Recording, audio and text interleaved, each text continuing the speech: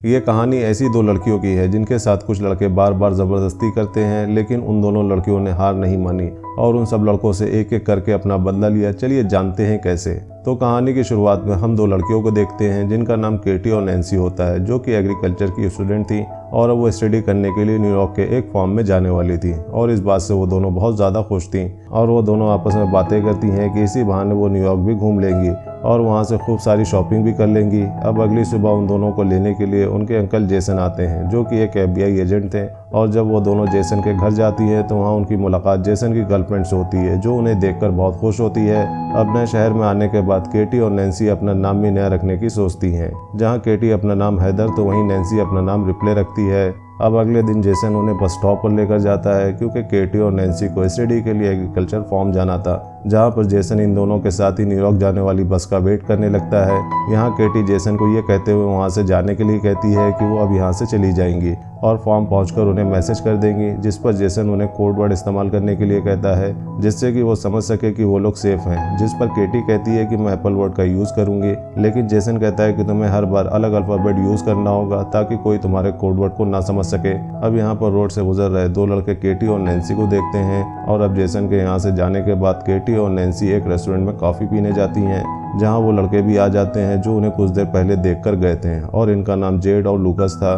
और वो दोनों केटी और नैन्सी से बातचीत करने लगते हैं। यहाँ पर केटी और नैन्सी उनको अपना नाम हैदर और रिप्ले बताती हैं, जहाँ केटी उन्हें बताती है कि हम न्यूयॉर्क के एग्रीकल्चर फार्म में स्टडी के लिए जा रहे हैं, जिस पर जेड उन्हें कहता है कि हम भी उधर ही जा रहे हैं, अगर तुम आना चाहो तो आ सकती हो, हम तुम्हें फार्म तक छोड़ देंगे। लेकिन केटी उनके साथ जाने से मना कर देती है और जब जेड और लूकस वहाँ से जाने ही वाले होते हैं तो नैन्सी केटी को उनके साथ जाने के लिए मना लेती है और वो दोनों उनके साथ चली जाती हैं। यहाँ से वो दोनों केटी और नैन्सी को फार्म ना ले जाकर अपने घर ले जाते हैं, जो कि एक जंगल के एकदम पास था। और ये देखकर केटी और नैन्सी थोड़ा घबरा जाती हैं और उन्हें तुरंत फार्म जाने के लिए कहती हैं। तभी घर से जेड और लूकस की मॉम आती है, जो उन्हें बड़े ही प्यार से चाय पीने के लिए कहती है और उन्हें बताती है कि इसके बाद जेड और लूकस तुम्हें फार्म छोड़ देंगे। अब जब वो दोनों चाय पी रही थी तभी केटी के पास उनके अंकल जेसन का मैसेज आता है, जिस पर केटी उन्हें कोड वर्ड पर एप्पल लिखकर रिप्लाई कर देती है, जिससे जेसन समझ जाता है कि वो दोनों सेफली फार्म पहुंच चुकी हैं। वहीं इधर लूकस की मॉम उनको कुछ खाने के लिए देती है, जिसे खाते ही केटी और नैन्सी को नशा चढ़ने लगता है, क्योंकि उस खाने में ड्रग्स मिला हुआ था,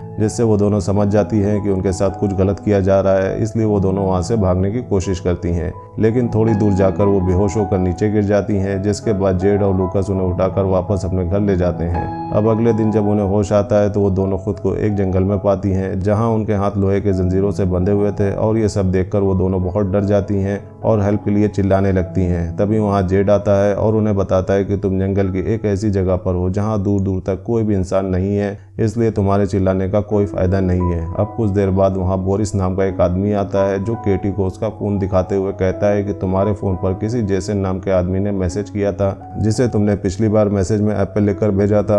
वो उन दोनों से इसका मतलब पूछने लगता है, जहाँ केटी उन्हें बताती है कि एप्पल एक कोड वर्ड है, जिसका मतलब है कि वो लोग ठीक हैं। इसके बाद बोरिस जेसन को रिप्लाई करते हुए लिखता है कि सब कुछ ठीक है और हम फन कर रहे हैं, और कोड वर्ड के लिए वो एप्पल भी लिखता है। इसके बाद वो लोग केटी और नैन्सी को उनके सामने ही नहाने के लिए फोर्स करते हैं कि तभी वहाँ पर एक शेरिफ नाम का पुलिस ऑफिसर आता है, जिसे देखकर केटी और नैन्सी उनसे मदद मांगने लगती हैं। लेकिन तभी उन्हें पता लगता है कि वो पुलिस ऑफिसर भी जेड और लूकस के साथ मिला हुआ है और ये देखकर वो दोनों बहुत ज़्यादा डर जाती हैं। अब यहाँ केटी और नैन्सी उनको समझाने की कोशिश करती हैं कि प्लीज़ हमें यहाँ से जाने दो, हम किसी को कुछ नहीं बताएंगे, लेकिन वो लोग उनकी एक नहीं सुनते और वो पुलिस वाला वाइग्रा की गोली खाता है और अपने लिए केटी को चूज करता है। इसके बाद हम उस पुलिस ऑफिसर को केटी के कंटेनर से बाहर आते हुए देखते हैं, जिससे हमें पता लगता है कि उसने केटी के साथ ज़बरदस्ती की है। वहीं दूसरी ओर हम जेसन को देखते हैं, जिसको केटी और नैन्सी की बहुत ज़्यादा चिंता हो रही थी, क्योंकि केटी ने मैसेज में एप्पल वर्ड का दोबारा इस्तेमाल किया था। वहीं उधर वो लोग केटी के कंटेनर में एक सन की नशेड़ी आदमी को भेजते हैं, जो उसके पेट पर जलती हुई सिगरेट लगा देता है, जिसकी वजह से केटी जोर जोर से चीखने लगती है। इसके बाद वो केटी के साथ जबरदस्ती करता है और यहाँ पर ये सभी लोग हैवानियत की सारी हदें पार कर चुके थे। अब ये लोग यहाँ पर केटी और नैन्सी से जबरदस्ती धंधा करवा रहे थे। वहीं जेसन केटी और नैन्सी के बारे में पता लगाने के लिए न्यूयॉर्क एग्रीकल्चर फार्म पर कॉल करता है, तो उन्हें वहाँ से पता चलता है कि वो दोनों तो एक बार भी यहाँ नहीं आई हैं और यहाँ पर जेसन समझ जाता है कि वो दोनों किसी बड़ी मुसीबत में हैं, इसलिए वो तुरंत उनको ढूंढने के लिए निकल जाता है।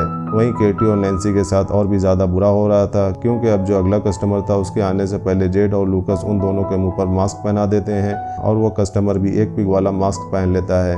इसके बाद जेड और लूकस उस कस्टमर को केटी और नैन्सी के चेहरे से मास्क उतारकर उस कस्टमर को उनके चेहरे दिखाता है और यहाँ केटी और नैन्सी उस पिग मास्क वाले आदमी को देखकर और भी ज़्यादा डर जाती हैं। अब यहाँ पर वो बंदा नैन्सी को चूज करता है और उसे कंटेनर में ले जाकर उसके साथ ज़बरदस्ती करता है। अब उसके जाने के बाद जब केटी नैन्सी के पास जाती है तो वो देखती है कि नैन्सी की हालत बहुत ज़्यादा ख़राब हो गई है। वहीं दूसरी साइड जेसन पुलिस स्टेशन पहुँचता है और वहाँ वही पुलिस ऑफिसर मिलता है जिसने केटी के साथ ज़बरदस्ती की थी। अब यहाँ पर जेसन उसे केटी और नैन्सी के किडनैप के बारे में बताते हुए कहता है कि वो भी एक FBI एजेंट है, जिस पर वो पुलिस ऑफिसर जेसन से पूछता है कि आपको कैसे पता कि वो दोनों किडनैप हो गई हैं, जिस पर जेसन उससे कहता है कि उसने अपनी भतीजी केटी को एक कोड वर्ड एक बार ही इस्तेमाल करने के लिए कहा था, लेकिन केटी ने एक ही कोड वर्ड को दोबारा इस्तेमाल किया। वहीं जंगल में बोरिस को ये सारी खबर उस पुलिस ऑफिसर ने दे दी थी कि केटी के अंकल एक FBI एजेंट हैं और केटी ने हम लोगों को उस कोड वर्ड के बारे में गलत इन्फॉर्मेशन दी थी। अब बोरिस जेड को केटी के कंटेनर से थोड़ा दूर ले जाकर उससे बात करता है कि इन दोनों लड़कियों को जल्द से जल्द ठिकाने लगाना होगा, वरना हम मुसीबत में पड़ सकते हैं। और वो जेड से कहता है कि हमें शहर से आने वाली नई लड़कियों को भी पकड़ना है। जहाँ केटी अपने कंटेनर के पास खड़ी होकर चुपके से उनकी ये सब बातें सुन रही थी।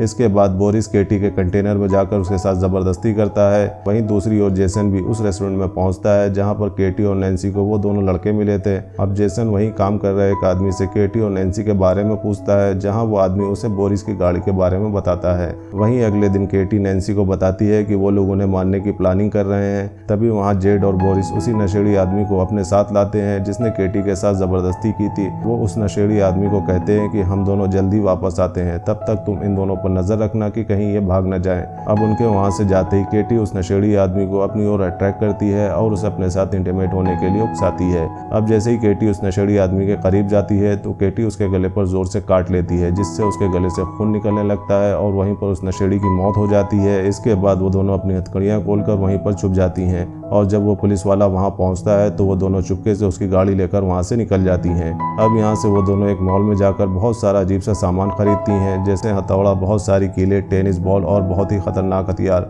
इसके बाद वो मॉल के कैशियर के पास जाती हैं और बोरिस के घर का एड्रेस पूछती हैं, जिस पर वो उन्हें बोरिस के घर का एड्रेस बता देता है। वहीं जेसन बोरिस की कार इंश्योरेंस कंपनी में पहुंचता है और वहां उसे बोरिस के घर का पता मिल जाता है। वहीं बोरिस अपने घर में म्यूजिक लगाकर एंजॉय कर रहा था कि तभी केटी और नैन्सी आती हैं और टेनिस बॉल पर बहुत सारी कीले लगाकर उसके मुंह पर मारती हैं, जिससे वो बेहोश हो जाता है। अब जैसे ही उसे होश आता है तो वो खुद को टेबल से बंधा हुआ पाता है। अब बोरिस उन्हें खुद को छुड़ाने के लिए बहुत सारे पैसे का लालच देता है, लेकिन केटी और नैन्सी को तो सिर्फ अपना बदला चाहिए था। अब यहाँ उनके अंकल जेसन भी बोरिस के घर के बाहर पहुंच गए थे। वहीं घर के अंदर केटी और नैन्सी बोरिस से उस मास्क वाले आदमी का एड्रेस पूछती हैं, जिस पर बोरिस उन्हें उसका एड्रेस बता देता है। इसके बाद वो दोनों उसके पिछवाड़े में कीलों से भरा हुआ एक बेसबॉल घुसा देती हैं, जिस पर बोरिस चिल्लाने लगता है और बोरिस के चिल्लाने की आवाज़ सुनकर जेसन जल्दी से घर के अंदर जाता है, जहां पर जेसन को बोरिस मरा हुआ दिखता है। तभी उसे घर के पीछे गाड़ी की आवाज़ सुनाई देती है और जब तक वो बाहर जाता है तब तक केटी और नैन्सी गाड़ी लेकर निकल चुकी थी। अब जेसन जल्दी से वापस पुलिस स्टेशन जाता है और उस पुलिसमैन से दोबारा नैन्सी और केटी के बारे में पूछने लगता है। तभी जेसन केटी को कॉल लगाता है तो उसे पता लगता है कि केटी का फोन उस पुलिसमैन के पास ही है।